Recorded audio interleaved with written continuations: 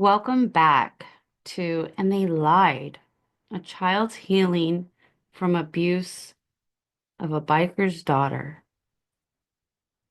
I'm Shannon, and I'm so grateful you have joined me again to walk through the chapters of my story.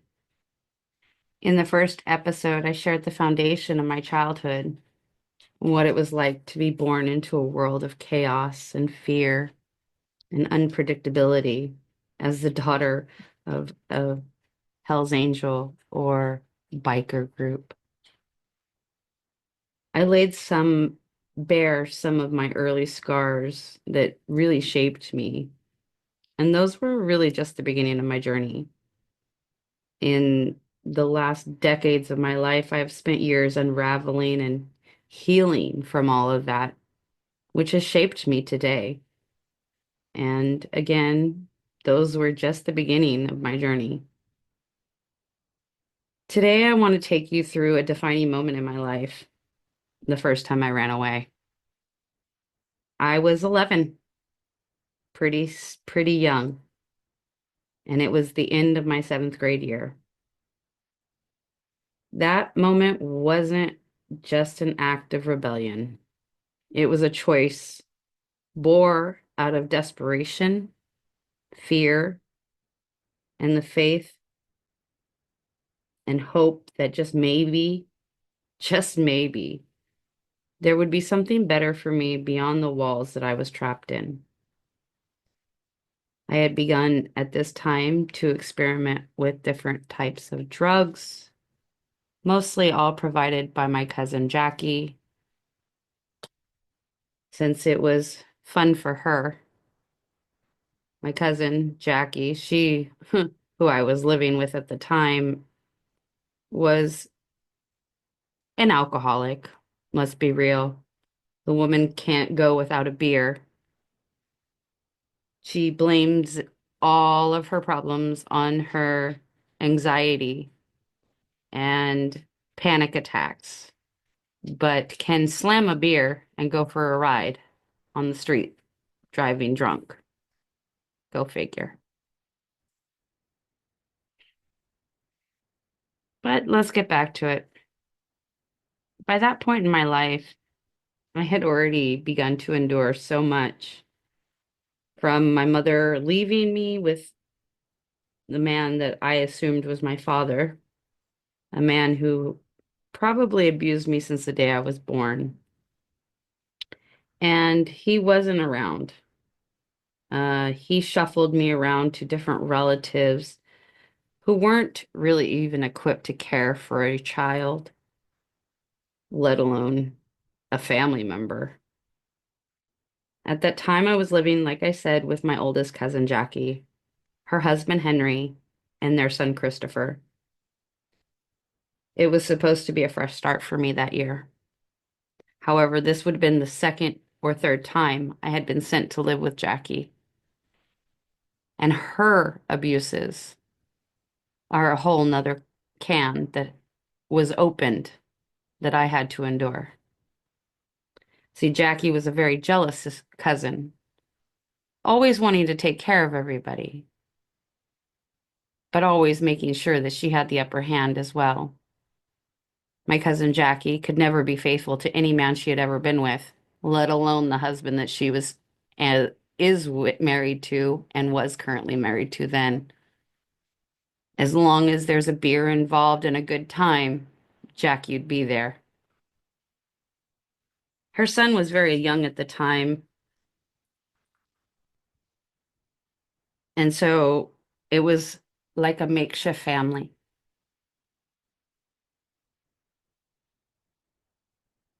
My cousin, she wasn't the nurturing type.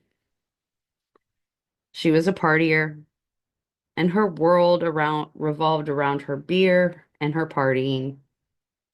I remember her holding a can in one hand and pointing at me in the other, her words dripping with venom.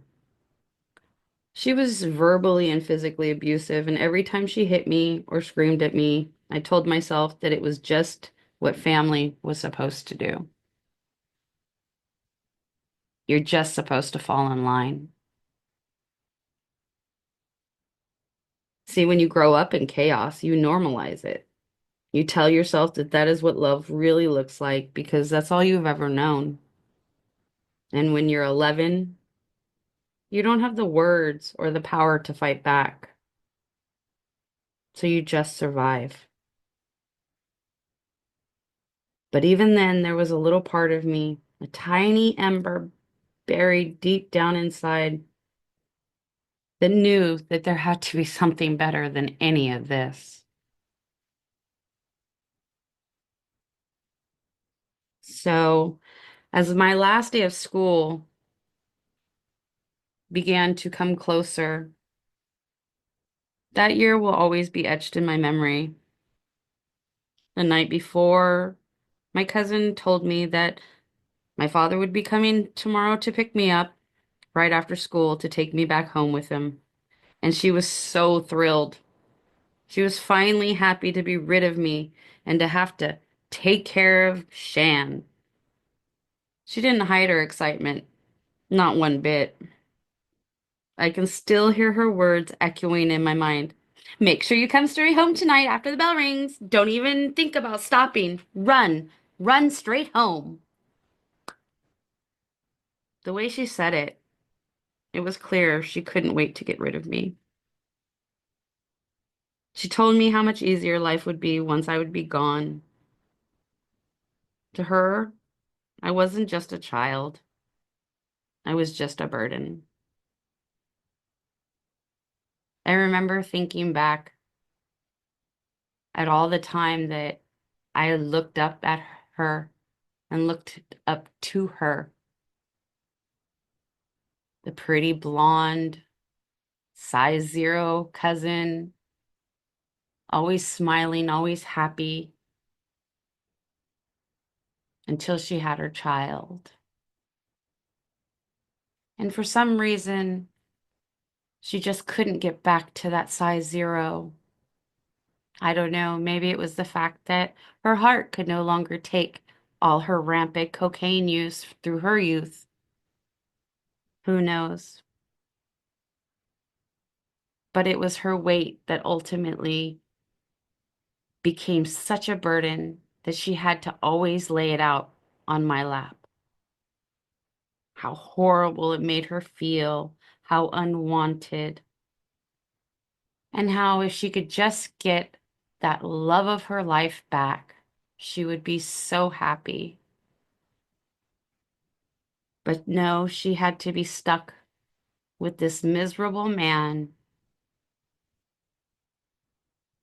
who she only was with to make sure she had security in her life.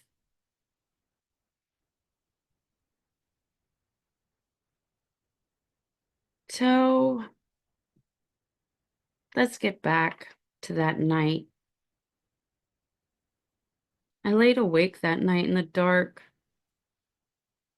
in the bunk bed that I had so cutely decorated to be my own. I stared at the bed above me, thinking about what was going back with my dad would really mean. I knew what it meant. See, when my stepmother left, when I was about 7 or 8, my father never was able to continue to have a consistent home for us. So his idea of a consistent home were weekly motel rooms in Reno. Pay by the week. And every week he would have me call my grandmother to ask for 120 something dollars to pay for that next week so I could go to school. He never called. I always had to. We would bounce from motel room to motel room to motel room, never really landing anywhere. So I already knew what kind of chaos was looking me down the barrel. what kind of fear.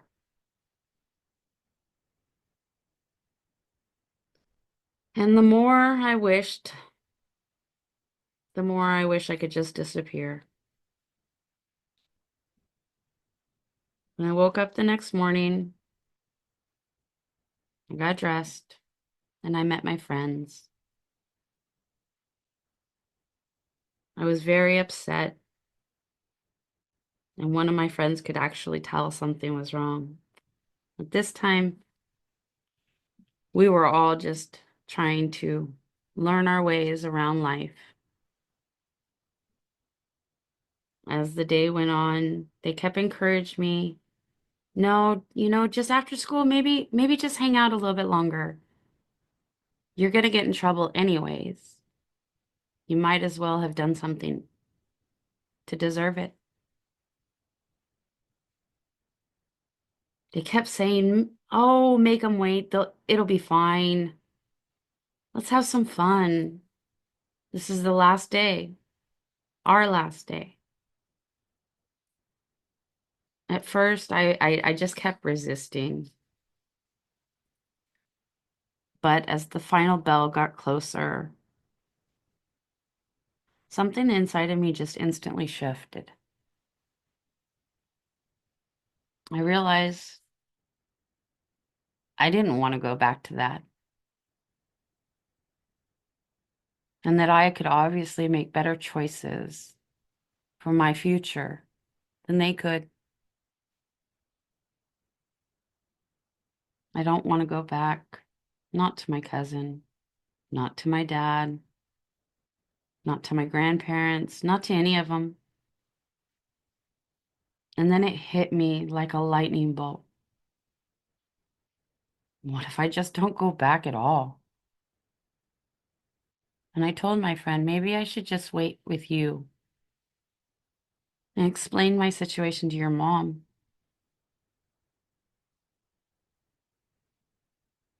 She was completely in agreement. And so I stayed at her house. When her mom got home, my friend instantly lied. She asked her mom, hey, can Shannon just stay the night? Her cousin's got stuff to do. And she let me stay the night. But in that next few hours, what was to transpire really pushed me far. See, my cousin panicked because I wasn't home and called the police. And so the Roanoke Park Police Department, California, went door to door to my friends' homes looking for me. As they knocked on my friend's door, I snuck out of her bedroom window and went and sat on the top of her roof of her house until they left. I stayed up there for what seemed like a millennium. But it was once it got dark and the police were gone for the night that my friend waved me back in. She told me how they had asked all the questions that they normally would ask, and how she was afraid that if I stayed that she would get in trouble. So she packed me a cute bag of extra clothes, and I set out on my way.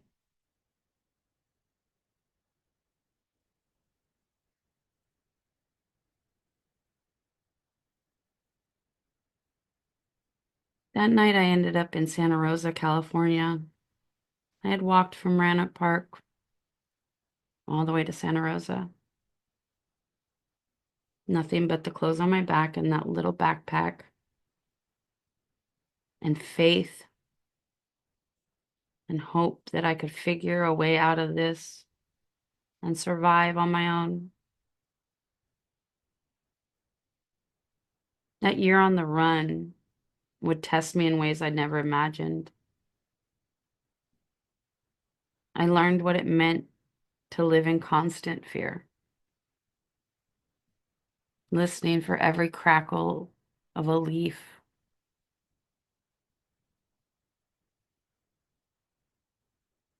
the fear of being caught,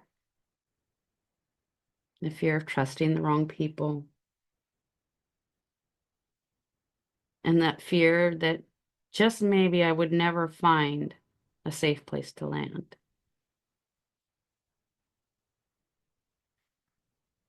But in all of that, there were moments of light, kindness of strangers that would offer me something simple, like a few dollars to grab a burger.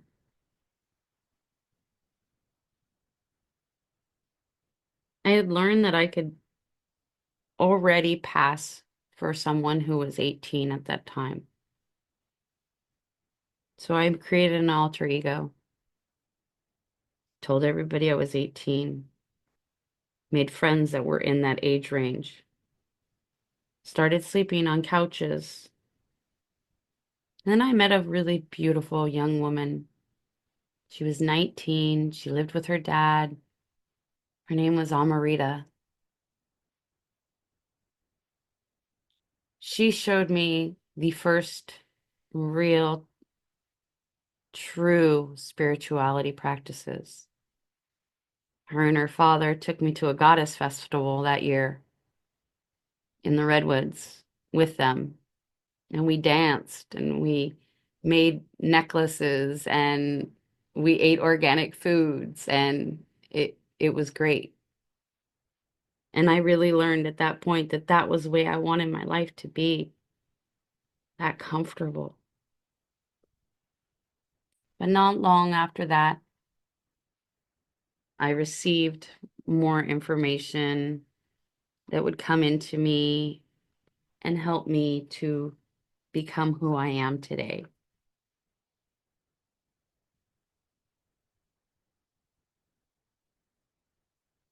I remember through it all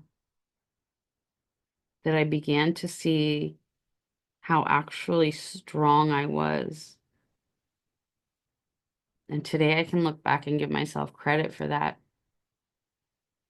because I did survive that. That year on the run was truly my initiation into the world, the learning of everything that there is about life in 1 year.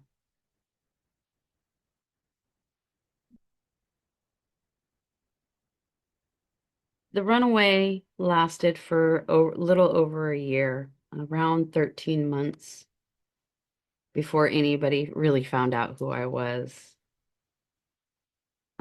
That year was filled with danger and betrayal and lessons that I wasn't ready to learn, but had no choice to face. And while I'll save the details of like the runaway days for future episodes or later on in time, I will say this. Running away wasn't just about escaping the abuse. It was about survival. It was about finding a way to keep that tiny ember inside of me from going out completely. See, I knew that if I stayed with him, my father, the abuses would only get worse and more devastating. I had already by this time been taken away from him once by the law enforcement for how badly he beat me with a belt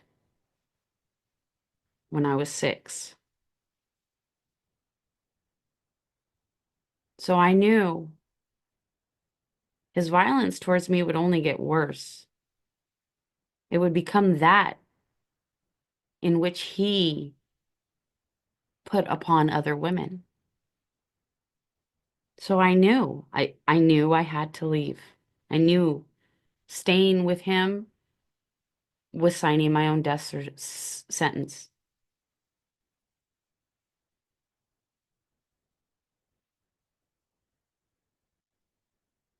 In the next few episodes, I'm going to shift a little bit so that I can begin to explain last year for me, which is a pivotal moment for this whole podcast.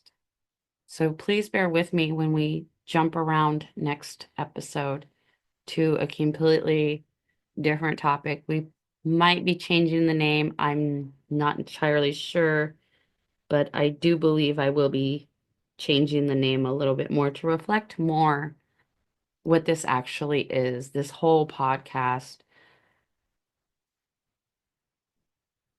I want to take you in the next episodes deeper into what it was like crossing the Black River and undergoing my initiation and rebirth.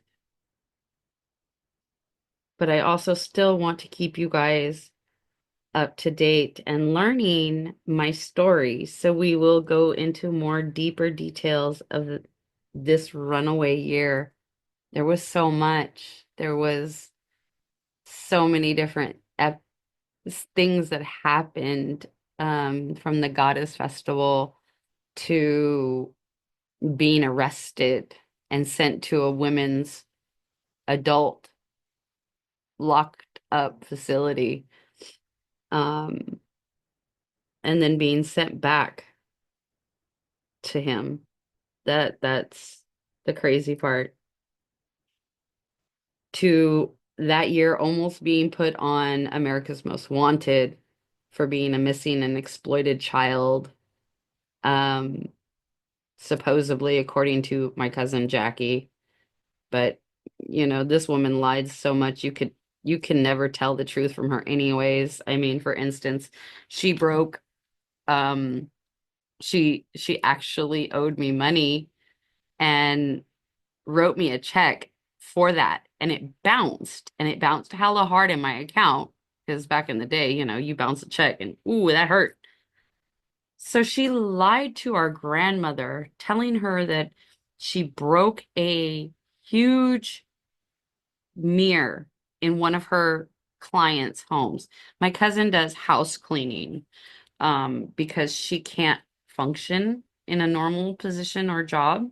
So she thought that would be the great thing to do. And so she said, anyways, she told my grandmother that she broke this horribly large, beautiful mirror when she was vacuuming, and she had to, the insurance bond that she supposedly had wouldn't cover it. And so she needed to pay the money to this client immediately. So my grandmother wrote her a check, which she turned around and rewrote in my name.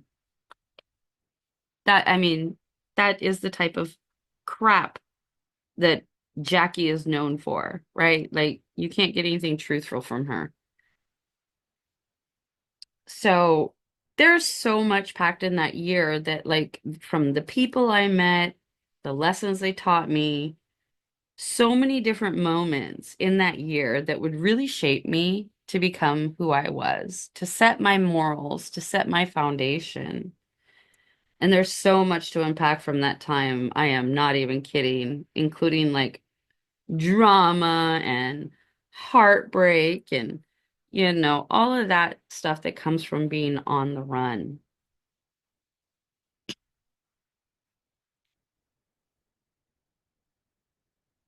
So, I'll share also like the risks that I took from, the different experimentations with drugs.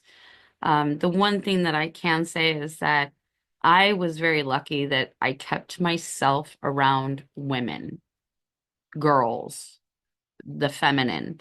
I wasn't out trying to look for a boyfriend or anything like that. Like I was trying to stay, I figured that as long as I stayed away from boys and guys, that the probability of being assaulted sexually or something like that would be less since I was on the run. So I typically stayed around females. Um, and so like we would do drugs and we would drink and like friends' moms would be like the ones providing it and like it was chaos. So like I said, I'll share some of the risks I took, the dangers I felt, and the hope that I clung on to, even when it seemed like the world was completely against me. And believe me, the story only gets more intense from here. I just really do feel like learning this part of me can help you to discern better as to if I am a spiritual person that you want to follow, and also to be able to give you an understanding of the foundations that built me into the spiritual leader that I am today, and that you can get there too.